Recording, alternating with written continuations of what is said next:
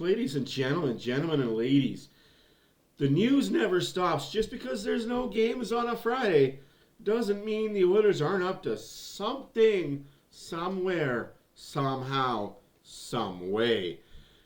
Small, minor league trade made by the Oilers today. I'm talking minuscule trade. Why are we even talking about it then, Matt? Like, what is so important about it? It's important because it's the Oilers and it helps out the AHL in a lot of ways. Excuse me for a second. Oh. It helps out the AHL in a lot of ways. Here's the trade. Oilers receive Jacob Barrento for defenseman Noah Hoffenmeyer. If you guys don't know who Jacob Barrento is, it's okay. I don't expect you guys to know every AHL East Coast Hockey Leaguer, the whole shebang shaboodle. I don't expect you guys to know it. But he is just going to be in the AHL. He's not going to be a huge piece for the Oilers. It is an AHL trade, because in case you guys haven't noticed, and I will show the roster for Bakersfield, I will also show why this trade happened. So here's the trade. Funny little graphic here. Jacob Barrento, Noah Hoffenmeyer. Swap. Just straight up swap, 1-for-1. Of course, first knee-jerk reaction by a lot of the not-so-smart Oiler fans in the groups. We don't need any more defensemen. We don't need any more forwards. Why do we trade our defenseman for a forward? We're lacking defense. Team needs defense, and we're trading away defense. You guys are what I call the half-wits. They know half of what's going on in the NHL and absolutely nothing about what's going on outside the world of the Edmonton Oilers. Half of them don't even know there's a team in Bakersfield. They probably don't know there's a team in Springfield. But I digress. Now, you see the fair trade, the 1-for-1. I'm going to pop up the stats for both players just to give you guys kind of a look-see-loo about why I like this deal for the Oilers. And I'm going to show you the Bakersfield insane roster the Bakersfield has. So, here we are here. You see Jacob Barrento, he's right. Shoots right. He's a right winger. He's on the small side. Abso-freaking-lutely, he's on the small side.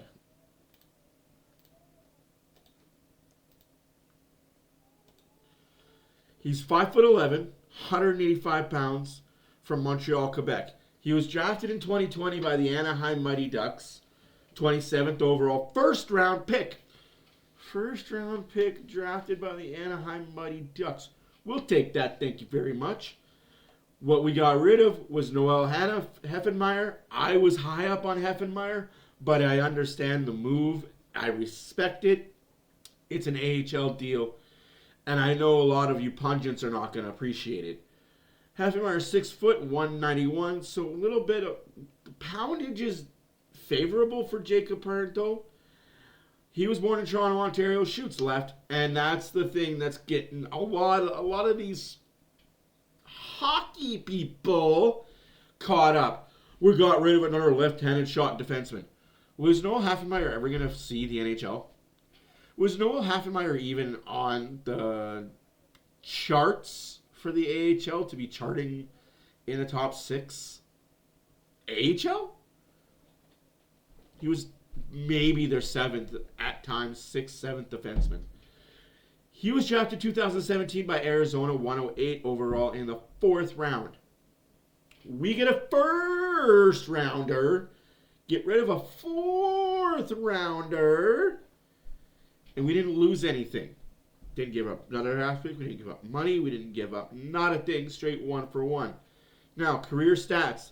The last time Jacob Barrento played in the NHL, he had 1 game played. That was in Anaheim when he played against the Rangers. 2021, 2022.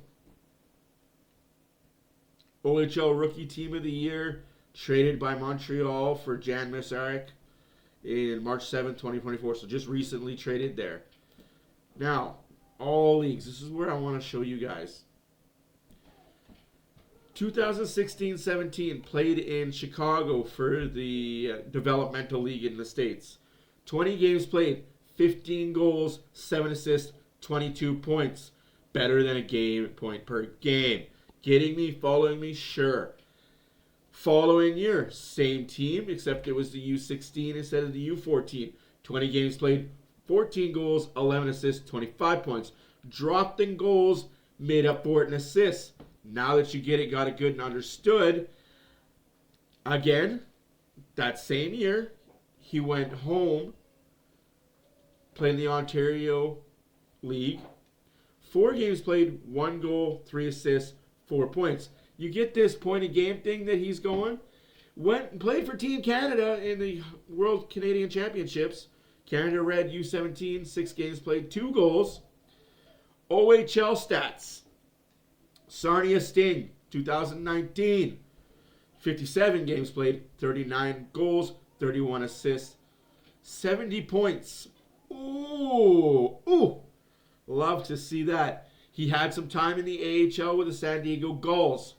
27 games played, 3 goals, 14 assists, 17 points. Not his usual points per game average, but I still like the fact that he got in some action. Don't like the -11 part, but we get into that later on. Anaheim isn't very good. 2021-2022, he had 55 games played, 14 goals, 23 assists, 37 points. 2022-2023, 48 games played, 8 goals, 11 assists, 19 points. AHL for the San Diego Gulls, half the year he played there. 31 games, 7 goals, 11 assists, 18 points. Went to Laval, 13 games played, 1 goal, 1 assist, 2 points. This year in Laval, he had 6 games. Not really tearing it up in Laval. They sent him down to Trois-Rivières Lions to play in the East Coast Hockey League. 5 games, 1 goal, 4 assists, 5 points. Again, not an outstanding prospect. I'm not going to blow smoke up your butts and say, wow, the Oilers struck gold with this. They didn't. But the team in Bakersfield needs help. And I will show you that after I go through Hoffenmeier's stats. Hoffenmeier's career stats. 2008-2009, played in the Toronto Brick Tournament. 5 games played. Nothing really to report. For the Greater Toronto Midget Hockey League and the Nationals, 2007-13-14, 2 games played, nothing. Same league, next year, this time Don Mill Flyers, 62 games played, 10 goals, 23 assists, 33 points. Defenseman, remember, defenseman. Now, Noel Hanifin is also, 25? And Jacobs 23. So 3-year difference. We got to remember that as well. We got to take that into consideration and into account. They 2015-16 played with the Ottawa 67s. 45 games played, 2 goals, 3 assists, 5 points. U17 developmental camp, Team White, 3 games played, 1-1, 2 points. 2016-17 with the Ottawa 67s, 62 games, 14, 26, and 40. 2017-18, same thing, same track. Was a really good defensive shutdown guy. Now we're going to talk about his professional career. Wichita Thunder in the East Coast Hockey League, the same hockey league that we just picked up the guy from. 23 games played, 2 goals, 8 assists, 10 points. Played for the Toronto Marlies, 18 games, 2 goals, 4 assists, 6 points. 2001-2002 went down to Newfoundland Growlers, which is the East Coast Hockey League for Toronto Marlies and the Toronto Maple Leafs. 65 games played, 11 goals, 27 assists, 38 points. Bakersfield. Now this is where it comes to counting with us in Bakersfield. Last 2 seasons in Bakersfield, 23-24, 47 games played, 7 goals, 11 assists, 18 points. This year so far, through 11 games, like I said, not an everyday player, 1 goal, 6 assists, 7 points. He was the CHL Defenseman of the Year in 2020, OHL First Team All-Star in 2020, signed as a free agent July 1st, 2023 by the Oilers. Drafted by Arizona, they didn't want him anymore. We signed him. It is what it is. No harm, no foul. Now, here's what I'm telling you. When I tell you the Bakersfield Condors are hurting, they are hurting. This is their roster as of today. Drake Caggiula, James Hamlin, Jaden Gerby, Ethan DeJong, Cameron Wright, Noah Felp, Carl Berglund, Daniel Deonto, Matthew Savard, Matthew Petrov, James Stafford, Lane Pedersen, Robbie Arvente, Seth Griffith, and Alex Strutkoff. That's it. I'm actually going to tell you their stats, and this is gonna hurt and shock a lot of you. Stats for games played right now.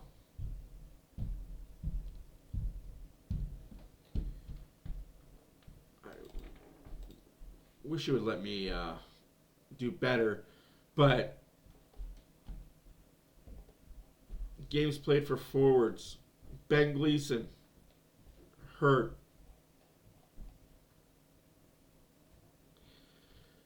Forward, B. Tracy, hurt. Stretchkoff, hurt. Stafford, hurt. Matthew Savoy, hurt. So they are hurting down in Bakersfield right now. Oops. And like they are hurting. I don't understand why people don't pay more attention. Like, their injuries are ridiculous. I want to see if they have.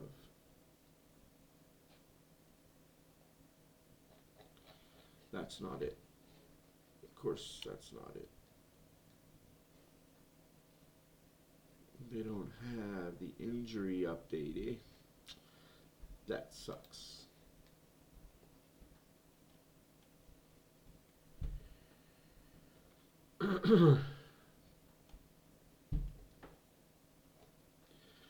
Drake Caggiula was sent down because of injuries. Like that has to tell you all there is to tell you. Drake Caggiula got sent down because of injuries.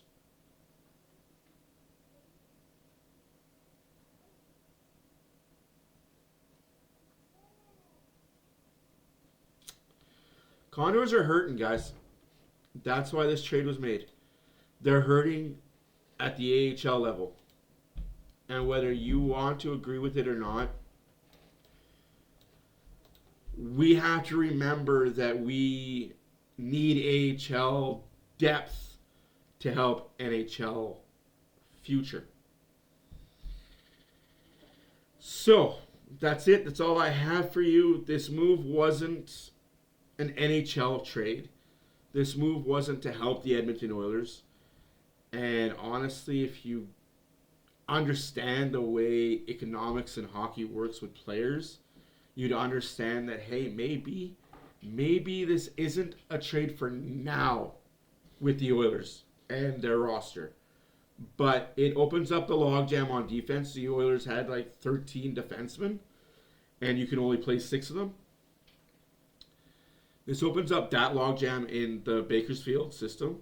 It opens up a future for Parento to be an Oiler. If he plays and plays well, he could be one of the next 2 groups of call-ups.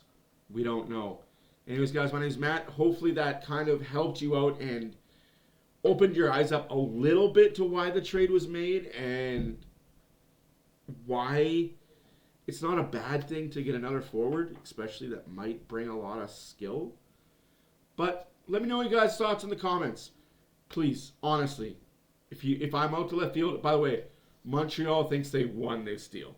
Montreal fans think they got away with an awesome defenseman. Thank you, Oilers, for bad moves. Time will tell. Anyways, guys, my name is Matt. OilersFanReaction. Follow us on YouTube and on TikTok. Deuces.